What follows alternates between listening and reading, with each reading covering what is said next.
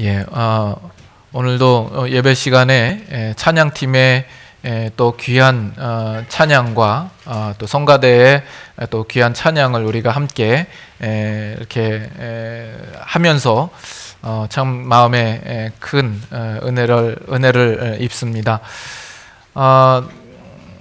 이런 부분은 직접 이 자리에 참여하지 않으면 느낄 수 없는 그런 또 감동이요 은혜인 줄로 압니다. 그렇기 때문에 여러분께서 이 예배 자리를 더욱 사모하시고 또 이 자리를 통하여서 또 귀한 은혜를 더 풍성하게 누릴 수 있도록 항상 힘쓰셔야 될 줄로 압니다. 앞서 찬양 시간과 또 찬양 성가대의 찬양을 듣느라 제가 설교를 해야 될 부분들을 많이 까먹은 것 같아요. 큰일 났습니다. 우리 한국 사람들이 가지고 있는 특성들이 여러 가지가 있겠지만 우리 한국인이 가지고 있는 가장 특징적인 것 중에 하나는 늘 성급하다라는 거죠. 조급하다라는 겁니다. 그래서 한국 사람들이 제일 많이 쓰는 단어가 빨리빨리 이것 아니겠습니까? 그래서 여러분들이 미국에 처음 오셨을 때를 생각해 보시면 미국에 오면 적응이 안 되는 것이 이 관공서나 이런 데를 가면 일 처리가 빠르지 않다라는 거죠.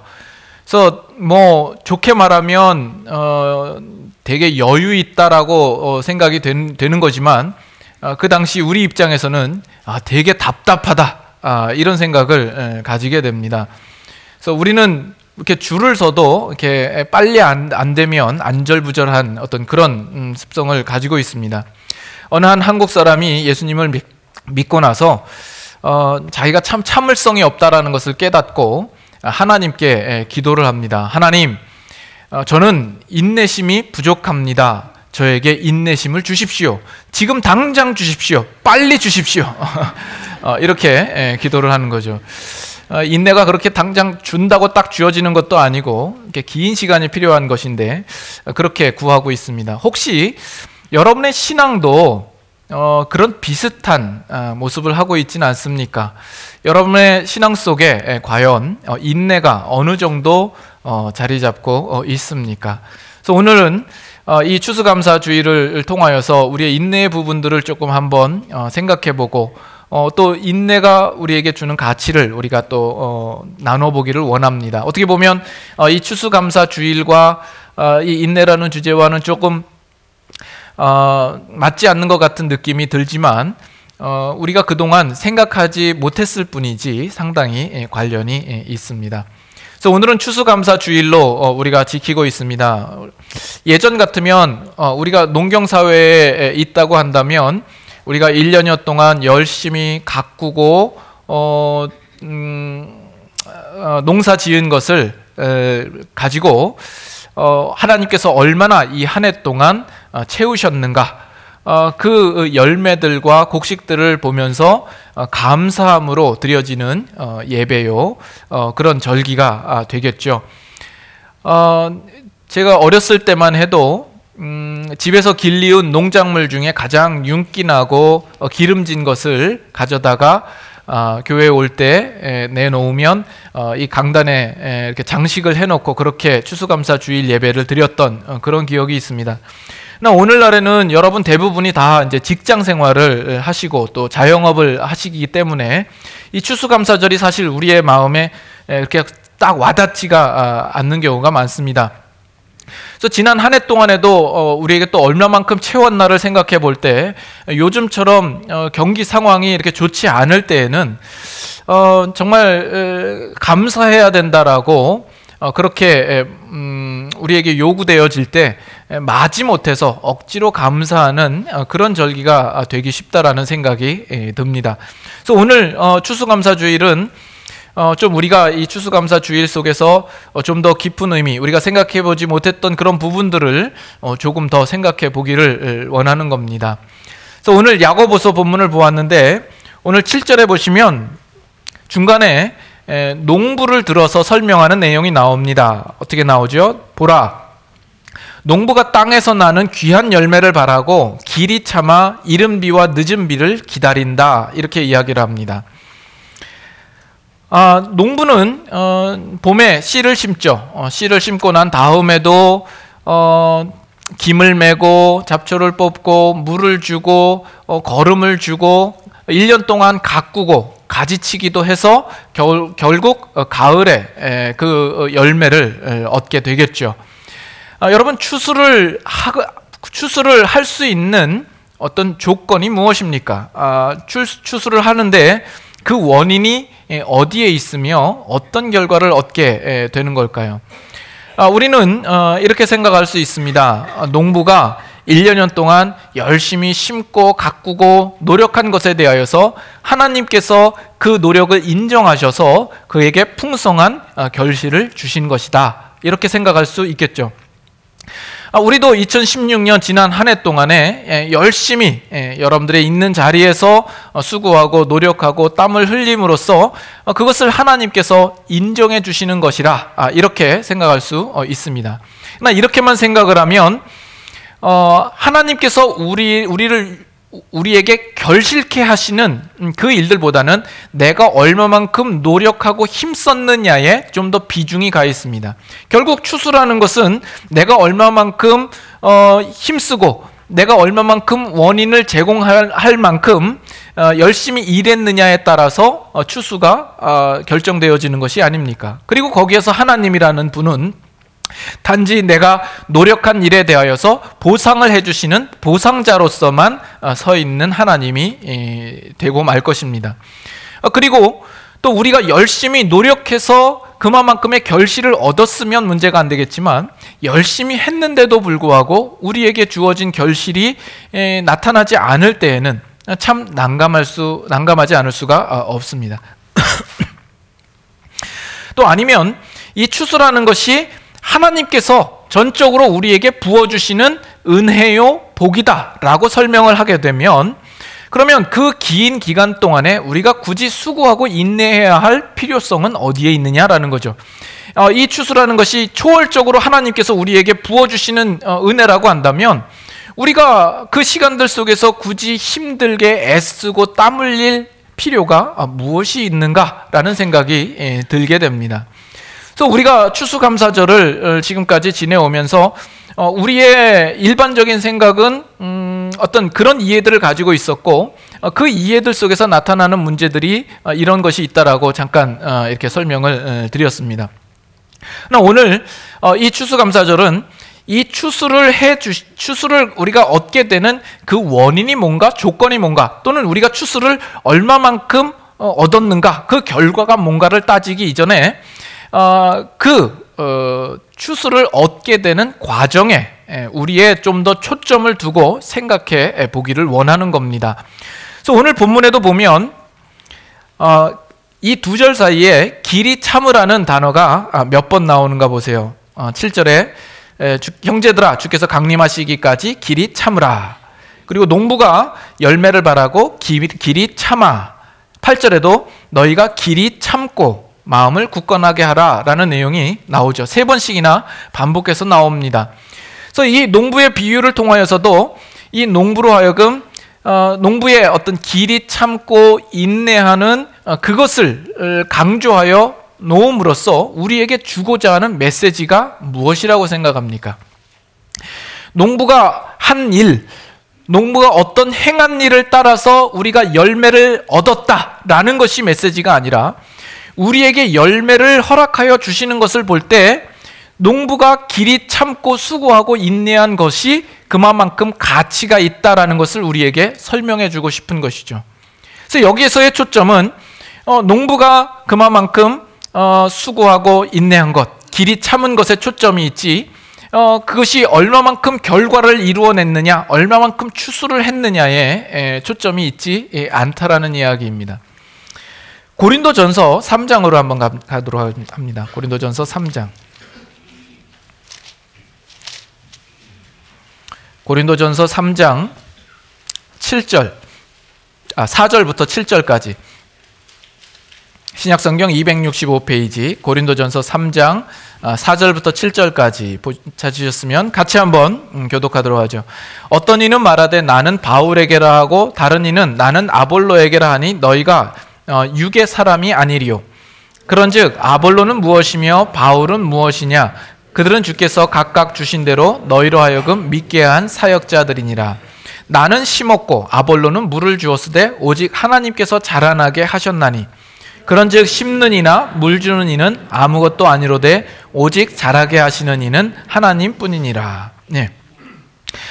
그 당시 이 고린도 교회 가운데 여러 파가 생긴 거죠. 나는 바울 파다, 나는 아볼로 파다, 이런 파가 있는 것을 보고 바울이 그들에게 편지하는 것이죠. 나는 심었을 뿐이고 아볼로는 물을 주었을 뿐이다. 그러나 오직 하나님께서 자라나게 하신다라는 거죠. 그러면서 심는 자나 물 주는 이는 아무것도 아니로되, 아무것도 아니다라고 이야기를 합니다. 오직 자라나게 하시는 하나님뿐이다라고 말하고 있는 것이죠. 농부가 씨를 뿌리고 심고 물을 주고 가꾸는 것, 이것은 필요하죠. 물론 해야 합니다. 어떤 수분이 모자란다고 할 때 물을 줘야 할 것이고 영양분이 부족한다고 할 때 거름을 주어야 합니다. 그러나 농부가 행한 그 일이 그 작물을 자라게 만드는 결정적인 요인은 아니다라는 겁니다. 결국 자라나게 하시는 이는 하나님이시다라는 것이죠.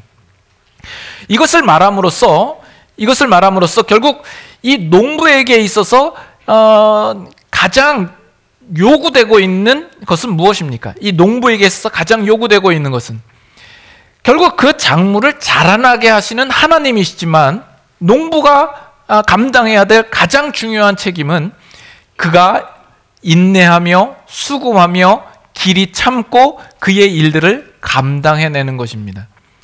이것이 오늘 우리가 생각해 보아야 할 아주 중요한 메시지가 됩니다. 우리가 오늘 신앙생활을 할 때에 하나님께서 여러분에게 무엇을 요구하고 있다라고 생각합니까?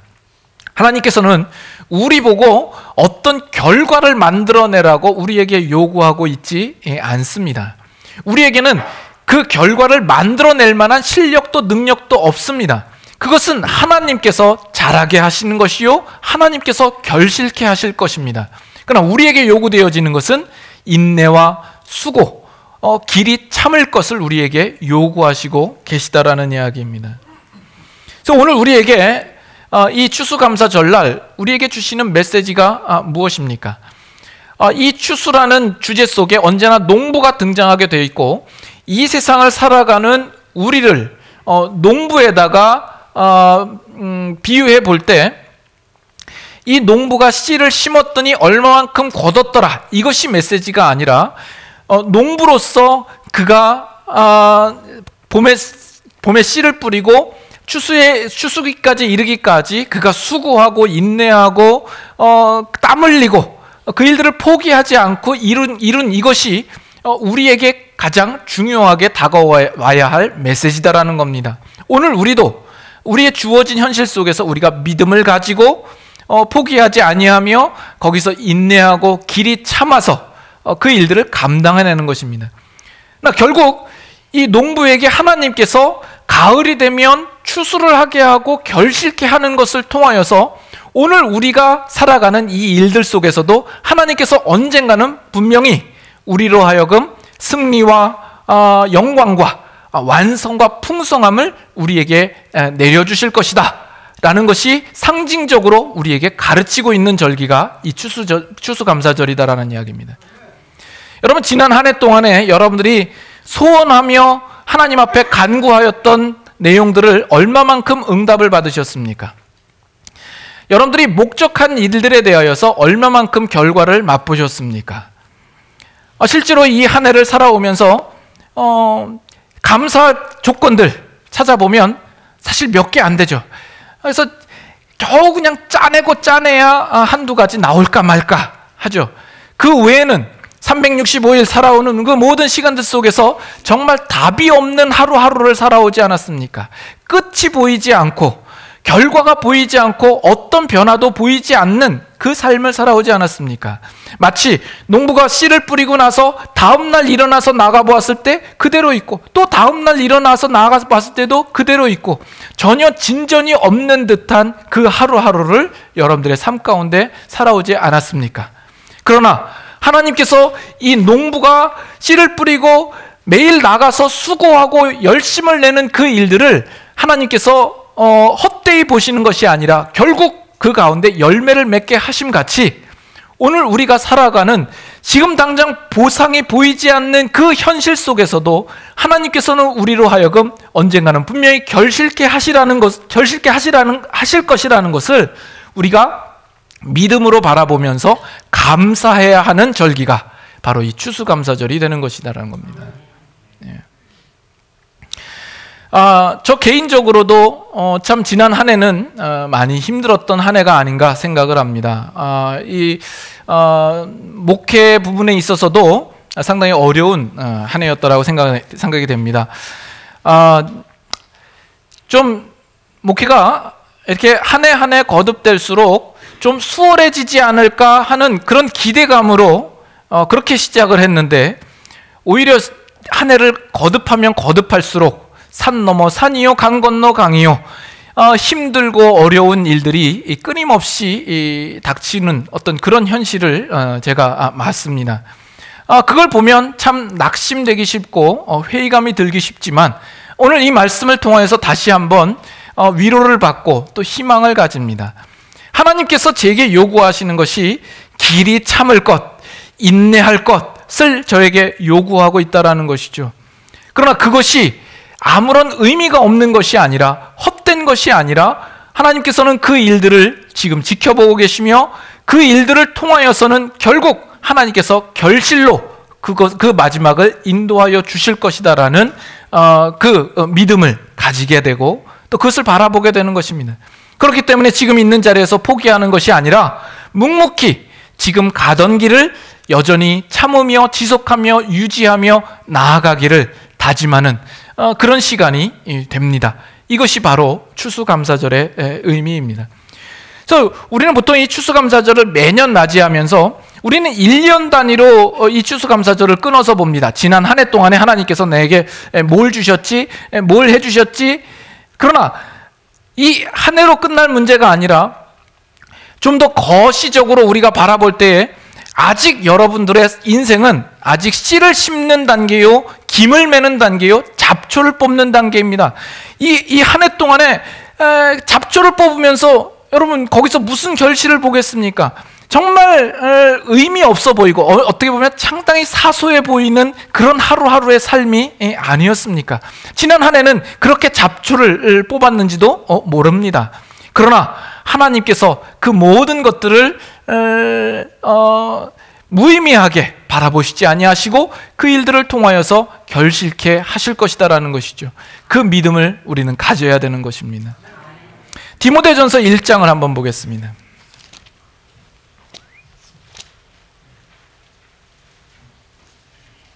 디모데전서 1장 12절부터 봅니다. 디모데전서 1장 12절부터 16절까지 12절부터 16절까지 한번 같이 또 교독하도록 하겠습니다. 나를 능하게 하신 그리스도 예수 우리 주께 내가 감사함은 나를 충성되이 여겨 내게 직분을 맡기심이니 내가 전에는 비방자요 박해자요 포행자였으나 도리어 긍휼을 입은 것은 내가 믿지 아니할 때에 알지 못하고 행하였음이라. 우리 주의 은혜가 그리스도 예수 안에 있는 믿음과 사랑과 함께 넘치도록 풍성하였도다. 미쁘다 모든 사람이 받을 만한 이 말이요 그리스도 예수께서 죄인을 구원하시려고 세상에 임하셨다 하였도다. 죄인 중에 내가 괴순이라. 그러나 내가 긍휼을 입은 까닭은 예수 그리스도께서 내게 먼저 일체 오래 참으심을 보이사 다같이 후에 주를 믿어 영생 얻는 자들에게 본이 되게 하려 하심이라. 지금 사도 바울이 고백하는 것은 자신이 얼마만큼 하나님의 은혜를 통하여서 지금 이 자리에 오게 되었는가를 지금 말하고 있는 겁니다. 이 사도 바울의 그전 인생을 보면 그 인생이 참 열심을 내었던 인생이죠. 결코 쉬지 않고 열심히 힘을 내서 땀 흘리며 노력한 그런 인생이었습니다. 그러나 그가 열심을 냈던 그 열심이라고 하는 것은 하나님 편에서 하나님의 뜻을 따라 수고한 것이 아니라 하나님 반대편에서 결국 하나님을 욕되게 하고 하나님의 아들로 오신 예수 그리스도를 핍박하는 일에서만 열심을 냈던 그런 열심입니다. 그래서 그의 수고가 얼마나 무지한 것이며 어리석은 열심이었는가 압니다. 그러나 그럼에도 불구하고 하나님께서 그를 붙들어서 예수 그리스도의 사도라는 직분을 허락하여 주셨다라는 것이죠. 그것으로 인하여서 지금 사도 이 바울은 자신에 대하여서 너무나 그 황송하고 감사한 마음을 감출 수가 없는 겁니다. 자기가 그 전에는 핍박자요, 회방자요, 폭행자였는데, 그러나 지금은 하나님의 사도로 서 있다라는 것이죠. 죄인 중에 괴수였습니다. 자신이 기껏 애쓰고 정말 편들겠다고 편든 것이 결국 예수 그리스도를 핍박하는 일이었음에도 불구하고 하나님께서 자신을 은혜 가운데 불러서 사도로 세우셨다라는 거죠. 그럼으로써 이 사도 바울의 인생은 그리스도의 은혜를 나타내 보이는 가장 모범적인 인생으로 세워졌다라는 것을 말하고 있는 것입니다. 그래서 사도 바울은 자기가 애쓰고 노력한 것에 전혀 정반대의 결과의 자리로 와 있게 되었다라는 겁니다.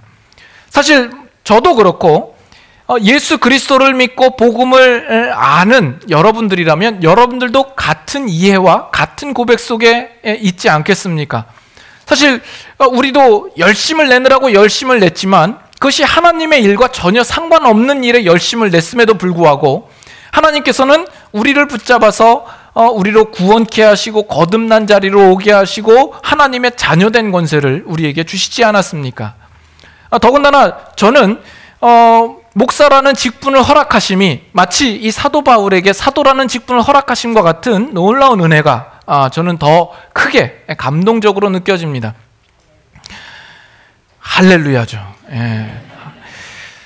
저는 최근 들어서 무슨 생각이 드냐 하면 최근 들어 생각이 드는 게 아니라 그전에는 의심쩍었죠. 제가 좀 장애가 있는 것이 아닌가라는 생각을 들었는데 최근 들어서는 제가 장애 있는 것이 확실하다라는 그런 생각을 더 굳히게 됐습니다. 어떤 장애냐면 언어적인 장애, 언어 장애가 있습니다. 그렇지 않고서야 이렇게 미국에 오래 살았음에도 불구하고 이렇게 영어를 못할 수 있을까? 참 그 장애가 아닐까라는 생각합니다. 누구는 그런 얘기를 하더라고요. 이 국어를 잘하는 사람이 영어를 잘한다고, 국어를 못하는 사람은 영어를 잘 못한다고. 저는 그게 쉽게 정말 제 얘기처럼 받아들여서 참 국어도 못하죠, 영어도 못하지. 그래서 혹시나 싶어서 저는 대학교도 어학을 전공했어요. 독일어를 전공했습니다.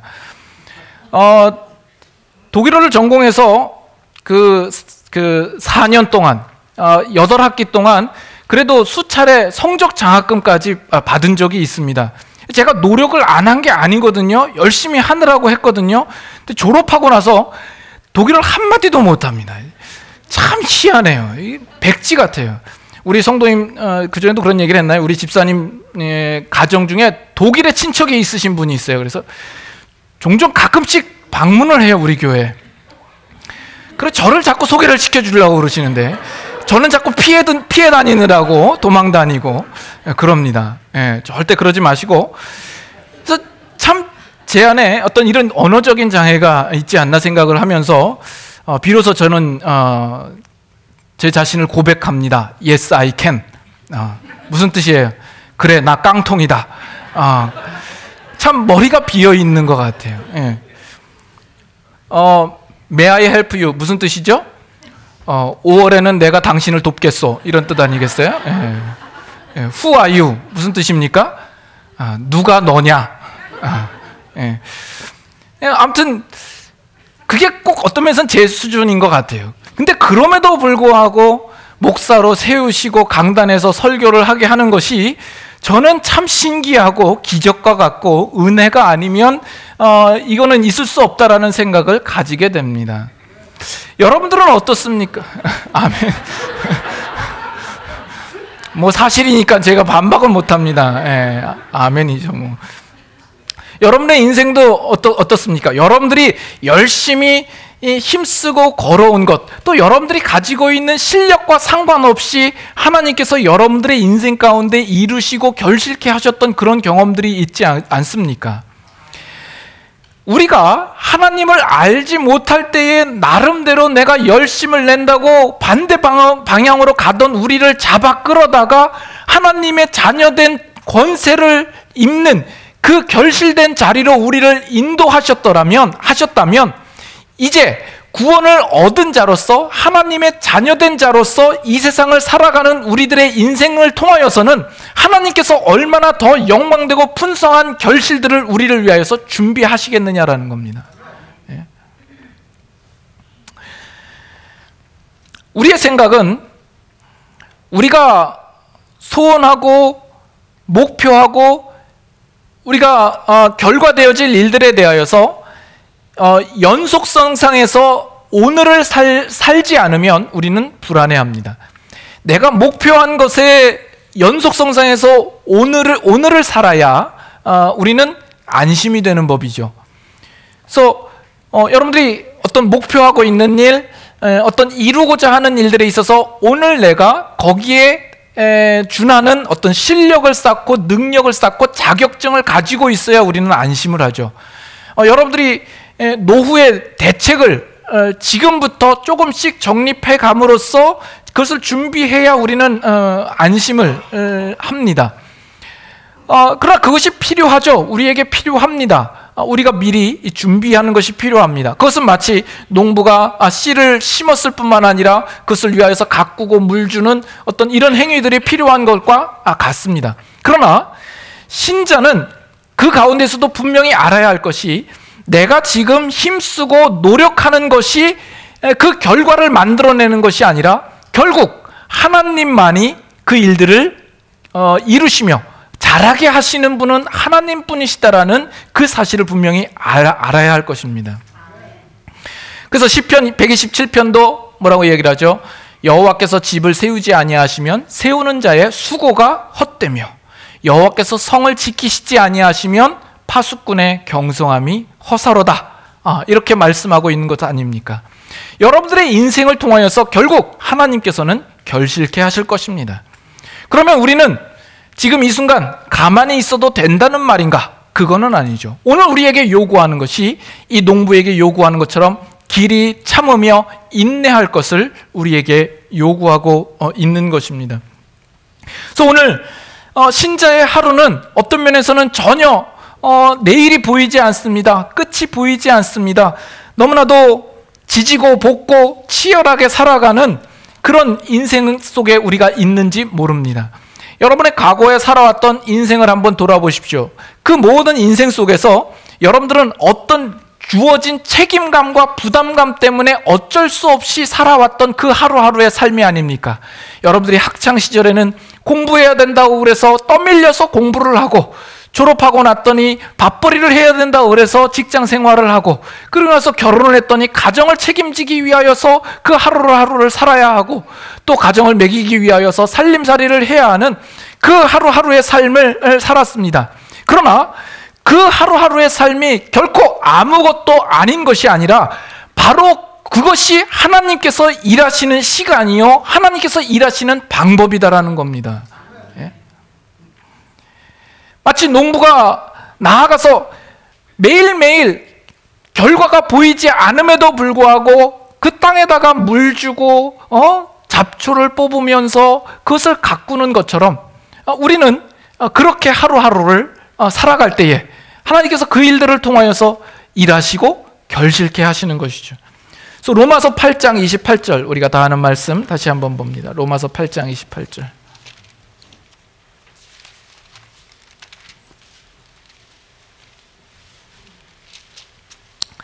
로마서 8장 28절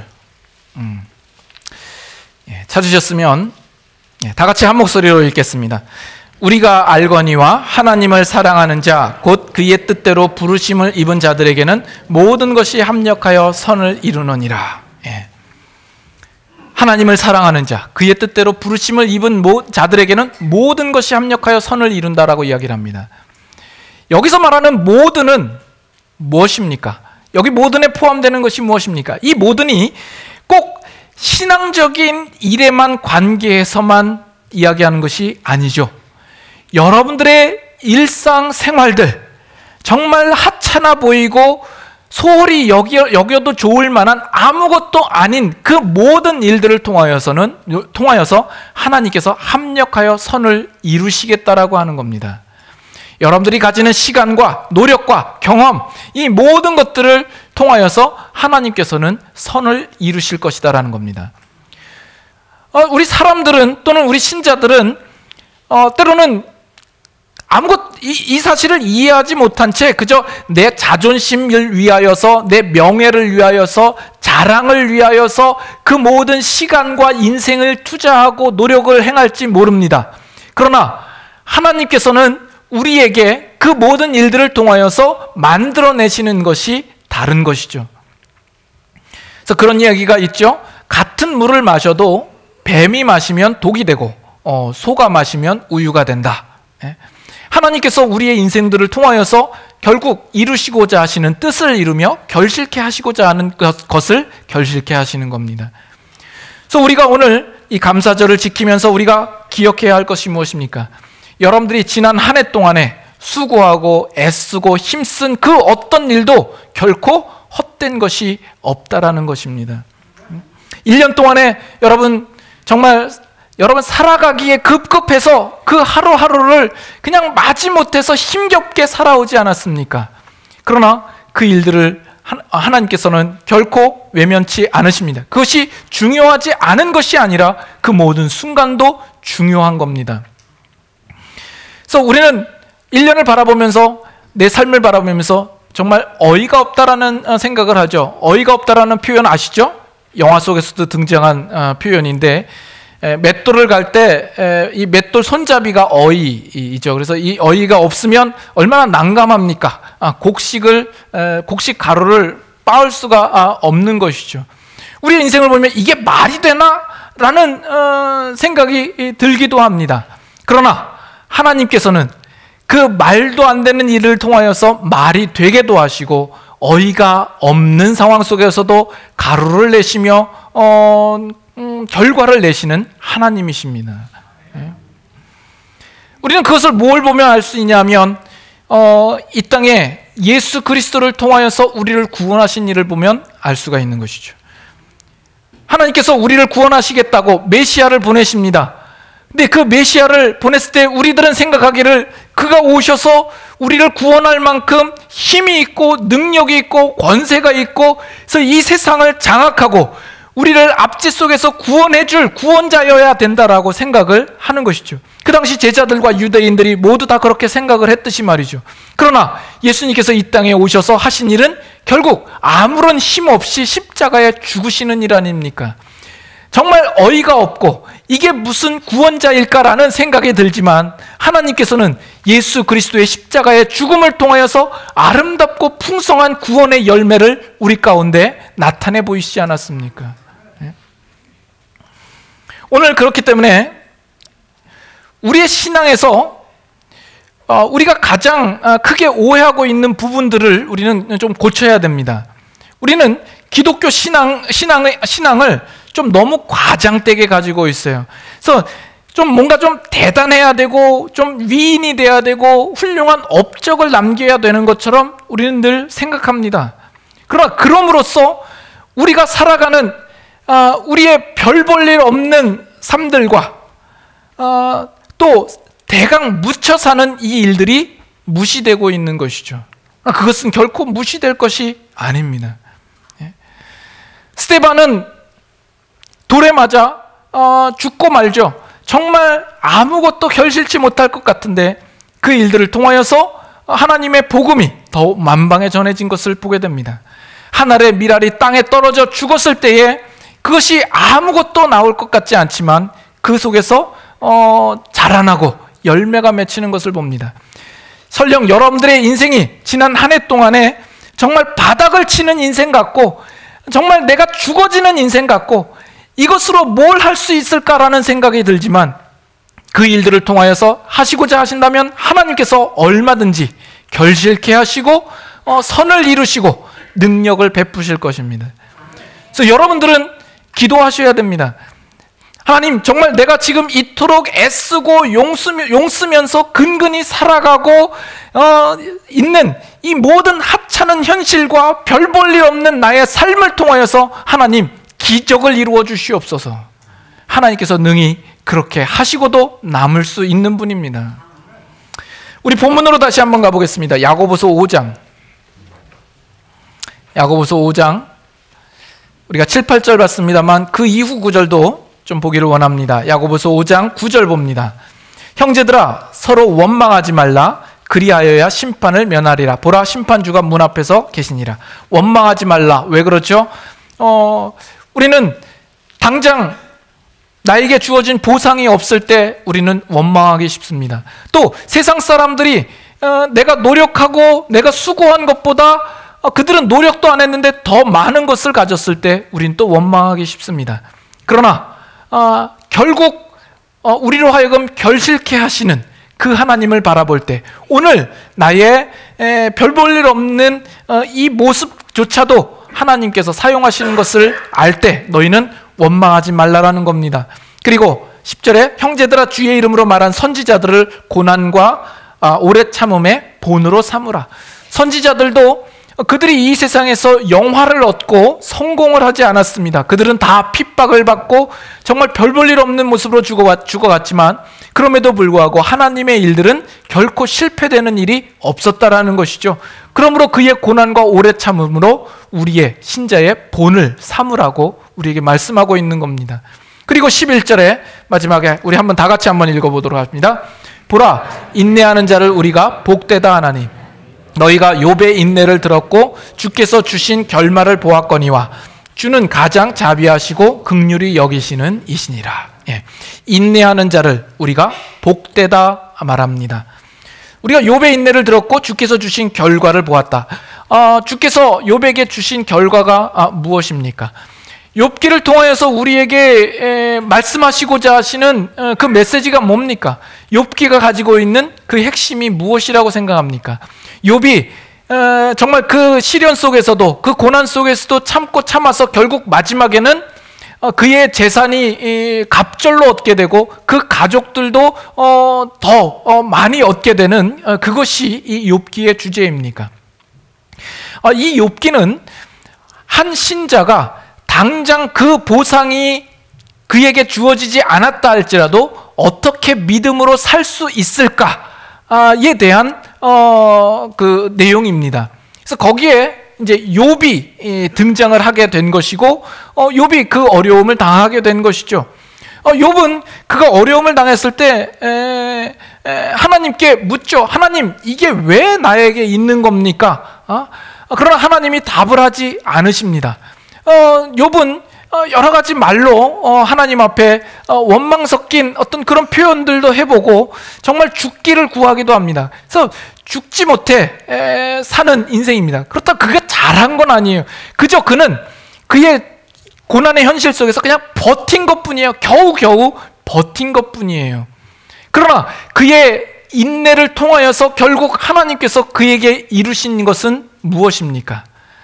욥기 42장 5절에 내가 전에는 귀로 듣기만 하여 쌌더니 이제는 주를 눈으로 배움나이다 라는 것이죠. 이것이 욥의 인내를 통하여서 하나님께서 결실케 하신 결실의 내용이 되는 겁니다.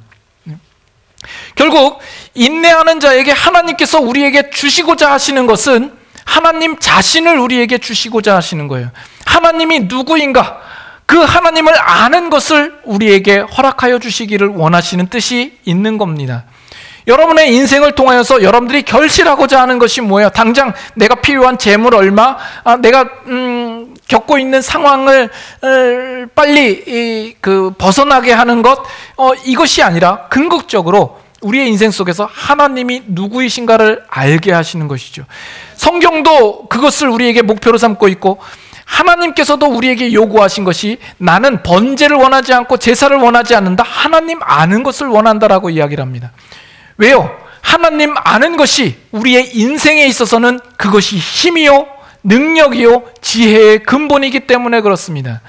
여러분들이 정말 하나님의 성품과 그의 계획하심과 목적을 진심으로 아는 신자라고 한다면 여러분들은 이 세상에서 두려울 것이 없는 자요, 아쉬울 것이 없는 자요, 부러울 것이 없는 자요, 여러분들의 인생을 얼마든지 해석할 수 있는 자로 설 수 있는 겁니다. 그러나 여러분들이 하나님을 제대로 알지 못하면 여러분들은 여전히 이 세상에서 두려워할 수밖에 없고, 아쉬운 것이 많을 수밖에 없고, 다른 사람들이 부러울 수밖에 없고, 여러분들 안에 일어나는 그 여러 가지 상황들에 대해서 해석할 길이 없게 되는 것입니다. 그래서 여러분들의 신앙 인생 가운데에서 하나님을 아는 자리로까지 인도되기를 원합니다. 그 결실이 여러분의 인생에 충만케 되기를 원합니다. 오늘 주어진 삶을 인내로써 길이 참아서 하나님이 마지막 날 허락하여 주실 풍성한 추수가 여러분들의 삶 가운데 넘쳐나기를 소망합니다. 그리고 그것을 소망하는 오늘 우리는 하나님 앞에 감사함으로 기도하며 또 예배하며 찬양하기를 소망합니다. 우리 같이 한번 찬양하도록 하겠습니다.